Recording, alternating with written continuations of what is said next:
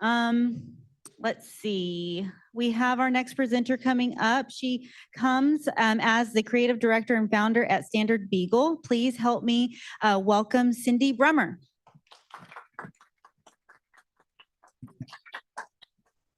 Wow, this is a great crowd because lately I've been talking to groups of like 10 or 20. So I'm happy to see you all here. Can you all indulge me just for a second? I never get pictures of me speaking. So I'm going to do this real quick. Can everybody like smile like real big for me so I can look like I have a lot of people? Look at that.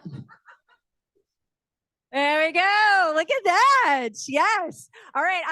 I am going to, I also want to introduce Brady, my partner, who's going to be clicking the slides for me today. We're working in partnership. And I also want to set up that I am not an expert in AI at all. I think I'm an expert in usability. So I'm going to have him go to the next slide and introduce a little bit about, because you're probably like, who the hell is Cindy Brummer? So next slide, please. So it is Brummer. When people are like, what is your last name? It's like Bummer, but with an R. So we can go with that. It's supposedly German. I am a senior UX researcher. I'm from Austin. I do a lot of projects in usability. So I have been usability testing, user research, qualitative research, all those things for, 15 years or so. It's been a while. I also own my own agency called Standard Beagle. We do product design and usability testing. And I teach UX through the University of Texas Boot Camps program. So I get to teach lots and lots of people about these kinds of things because I eat, sleep, and breathe UX. How many of y'all like UX and that's why you're here? Cool. How many people hate it? You're here anyway. Yes. At least he's honest. Love it. All right. But I do know a lot about UX, and I started having students ask me about AI. I mean, we all started hearing about ChatGPT, right? But maybe probably earlier than this year, but I know that I myself certainly got into it just this past year. So we'll go to the next slide. I'm going to share something personal. My Spotify. How many of y'all use Spotify? I use it like all the time. And the cool thing about Spotify is that it's very personal to the people who are using it. It recommends my kind of music. It recommends podcasts. And then if we go to the next one, you can see this is what my top songs of 2022 looked like. Lots and lots of Lizzo. But the thing about it is that this year it's going to come out. Is everybody excited for your top songs of 2023 to come out? I think mine is going to show that I'm a Swiftie because I've been listening to lots and lots of Taylor Swift. So it's going to be very personalized to me. And another thing that I noticed, and maybe it came out sooner and I just didn't notice it, but if we go to the next slide, there's this thing called Smart Shuffle. Has anybody used the Smart Shuffle? I personally think it's horrible. I don't think it works. I don't think they did enough testing on this to really, because it's recommending songs that are supposedly personal to me, but I don't like any of it. It's like, oh, you like Taylor Swift, so I'm going to play you some other country. No. Taylor is the only country music that I really want to listen to. So please don't recommend the other things. But the thing about it is that this is AI. This is driven by algorithms, okay? That's Smart Shuffle. So if we go to the next one, AI algorithms are a very complex set of rules that determine how an AI program, all of its steps and its ability to learn, okay? So as I play music, the AI is learning about my experience. It's learning my preferences. It's making recommendations that are pretty unique to me. So the AI is really creating personalization, and that's one of the things that is why it's so popular. Like, this is the next step, right? This is how we personalize experiences. And the thing about these AI interfaces is that it means that traditional usability testing really may not be appropriate in every case for figuring out, does this work for people? May not be as effective. Let's go to the next one. So if you remember that AI is driven by algorithms, these systems, they're making really, really complex decisions. So if you look at like a flow chart of how people move through, it's going to be like really, really complicated, and it just blows my mind, right? So that traditional usability testing that we do is likely not going to be the best way to understand, is this a usable interface for people? Because it's just so different. All right, we'll go to the next one. So this is where I want to start looking at traditional usability testing and why it may not work for these AI interfaces, okay? So usually traditional testing is going to focus on straightforward user interactions. You know, I'm trying to find something and I'm going to click on this and I'm going to go to the next thing. But AI interactions, they're so complex. A simple walkthrough of a task isn't necessarily going to help us understand if a user understands what the AI is even doing and if they can trust it. Click to the next one. Also, traditional user testing sessions, they're kind of be smaller. I don't know about you, but most of my sessions I try to keep pretty tight. 60 minutes, that's just a lot for a user to have to go through. I know that there are sessions that can go full days. You're paying a lot of money for that. But generally, the sessions that I'm conducting are a lot shorter. But with AI, the AI is adapting over time. It's getting to know that user, and it might take a long time for it to change. Now, traditional usability testing also focuses on how users are interacting through clicks generally, right? I'm tapping on something, I'm clicking on something, and then what happens? But with AI, that's not always the case. You're getting back text in terms of like recommendations or responses, and those responses are personalized. So it's a little bit different situation that we're dealing with.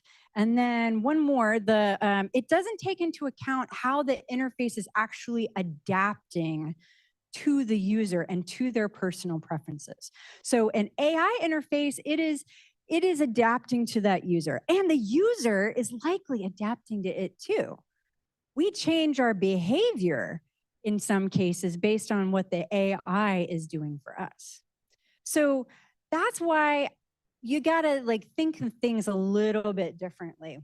So when we're testing those AI interfaces, we really need to explore some different things. We have to assess how the user is understanding and trusting the AI decision-making process, okay? We also want to gauge how well the users are interpreting and acting on the AI generated outputs, right? Those text responses, the recommendations, the predictions. We also have to understand whether the users are learning and trusting the AI system as they get more experience with it. And we need to assess whether the users are actually reacting or how they're reacting when the AI systems are like they're making mistakes. How is the user reacting when the AI makes a mistake? When ChatGPT says, oh, I don't really know. What is the user reacting and doing? Okay. Because sometimes it can't handle those things. And then can the user actually recover from it, right? And then we also need to understand how the user is interacting with those personalization features. How effectively is it adapting to it? And like with the Smart Shuffle, what am I doing? Am I just dropping it, or am I actually trying to get it to learn? So those are all the things that we need to think about as we move into adjusting our techniques with the usability testing. So what does all this mean? Well, traditional usability testing, it really focuses on the user experience within the confines of a static interface, okay?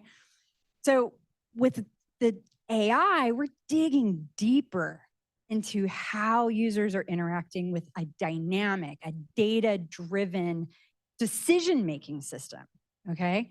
So we really got to break out of the mold of some of our traditional sets and think about how we can add some specialization to it to really dive into these situations. Now, notice I'm saying break out a little bit and add some things. I'm not saying outright replace. It's just a matter of adapting how we're doing it. those traditional methods of qualitative usability testing are really still fundamentally appropriate. We just have to change a few things. I'm going to share 3 ways that we can adjust and adapt over time so that you can start to think about this. So the first one is adaptive testing. Now, how does the interface change its responses based on user behavior and preferences? Now, the term adaptive testing, I did a search on Google because I was like, first of all, I asked ChatGPT, how do you test? To get some ideas. And it gave me this thing. And I'm like, well, what is this? And I had to do some research. And most of the stuff I found came from actually HubSpot, talking about adaptive testing in terms of A/B testing. But when I started thinking about what does this actually mean? This means adaptive testing in terms of actual users themselves. So to test how users respond to the different responses that the AI interface is giving us, we've got to think about multiple user profiles, more than probably what we're already testing. So if we go to the next one, you're probably already testing with multiple user types, right? We might have, like, if I was testing, say, students, or maybe something for schools, I might have a student group, I might have, a teacher group or something like that. But we really need to test more user profiles based on more diverse set of experiences and needs. So it comes down to more than just those demographics. We might need to look at technical proficiency. We might need to look at profession. We might need to look at even more specialized needs. So say we're coming back to Spotify and we're testing Spotify. We might want to think about different types of users based on their music preferences. Or, how do they actually listen to the music? Are they mostly listening to it in the car? Are they listening to it at home? Do they have kids? Because let me tell you, if you look at my Spotify preferences, it's not all my preferences. Because my daughter, who's 13, grabs my phone in the car, and that's what's hooked up to Spotify. So a lot of the preferences are actually coming from her. So we've got to take into account all these different variables. So once we have our users recruited and we're ready to test, we're still observing them to see how is the AI adapting to their individual needs and preferences. So this is how we're looking at the specific requirements in terms of that diverse group of people. We've really got to think about a more diverse group. All right. The next one is thinking about emotion and sentiment analysis. This isn't a new concept, but it's definitely more new when you're thinking about how do we use this in terms of AI. Researchers can really look at what are the emotions and feelings that people have, or what are their intentions around it, in terms of how do they feel about the AI interface. So what we can do is, there's actually tools out there. Most of my stuff is like DIY, and I don't necessarily want to pull in a high price tool to do this. So you can do this on your own. Here's how you do it. We'll look at the next slide. The first one is to collect the data itself. So all of that qualitative research you have, surveys, focus groups, interviews, pull in all of that, collect it. And then you're going to look at all of the information as relevant to the AI system. So that could be text inputs, it could be chat logs, it could be anything. The next thing you need to do is clean up the data. So you can have tools do this. I'm sure there's lots of AI tools that will help you. But what you want to do is you want to make sure to get rid of all the noise. So take out anything that doesn't make any sense. You're really looking for relevant information, focusing on feeling words, okay? Statements that could be positive, negative, neutral. You want to look at all of the things that you're hearing from the different users so that you can see how they're actually feeling and isolate it down to those things. And then the last thing is you're going to start synthesizing that data based on the emotion itself. So what are the user statements that are showing emotions, those feelings of happiness, sadness, anger, fear, more? You can classify the text or the speech as positive, negative, neutral, and start thinking about how the users are actually reacting to it based on their opinions, their attitudes. So that's the second way that you can do it. And then another technique you can do is actually longer term testing. These are longitudinal studies. This, again, not a new idea, but I think this is much more appropriate for AI interfaces because of the need to test over time. So looking at user satisfaction and how the interface is going, you might want to talk to the same participant multiple times on the same interface over a period. So it could be over days, weeks, months, even years. It just depends on what's appropriate for the interface that you're looking at. So in order to do this, you've got to make sure that you tell the users you're going to come back to them, because you don't want different users every time. You need that user. You need to talk to that user multiple times over and over again on the interface. So you want to tell them what that commitment's going to be, and make sure that they know that you're going to come back to them for follow-up tests, because that data is not going to be good if you don't have that. And then the next thing is you might want to add some additional incentives. Pay them more in order to do this. That usually will indicate that fewer people will drop off over time if they know that they're going to get paid over time for the study. So those instructions that you give them up front, it's really important that you tell them, hey, I'm going to test you again and again and again, but by the way, I'm going to pay you for it. So those kinds of things are really important. I will share a story. Like, I've run into this just working with clients. So we're working on a project right now with an electric utility, and they have this chat bot. Chat is like a very basic AI interface, but it's still AI, and it's supposed to react to users over time. And I've already noticed that the tool itself, that the people who are looking at it, not users, but just the stakeholders themselves, their different reactions to what it should do and what it shouldn't do are so individualized. So when we think about how we're testing on people, realize that everybody has an opinion, and it's not necessarily going to be the same for every single person as they walk through the tool. So someone might say, I don't want anybody to know my name. Why is it asking my name? And another person might feel very comfortable. Yeah, I'm glad it's personalized to me. So as you're going through, and you've got to think about how different every single person is going to react to these different tools. How many of you are freaked out by the idea of AI knowing something about you? Few people. Thank you for being honest. How many of you are not freaked out and you are ready for the robot revolution? Yes. I mean, we all are going to react differently. And that's a very binary question that I gave you, but there's lots of shades of gray. There's shades of, well, I'm okay with it in this situation, but maybe not this situation, with this particular company asking me, but not this company asking me. So individualism is the main thing to think about as we're adapting our usability testing techniques. So the fundamental purpose, though, the fundamental is part of usability testing, that doesn't change with AI.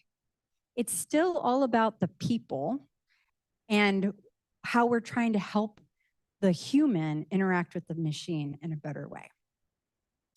And I think that's the next one is my last one. I would love to take your questions. Thank you so much. This is how you can get in touch with me. If you want to connect with me on LinkedIn, that's the best way to get in touch with me. Just tell me that you saw me here today, because I get lots of salespeople that also want to be my friend on LinkedIn. And so I don't connect with everyone. What questions do you all have?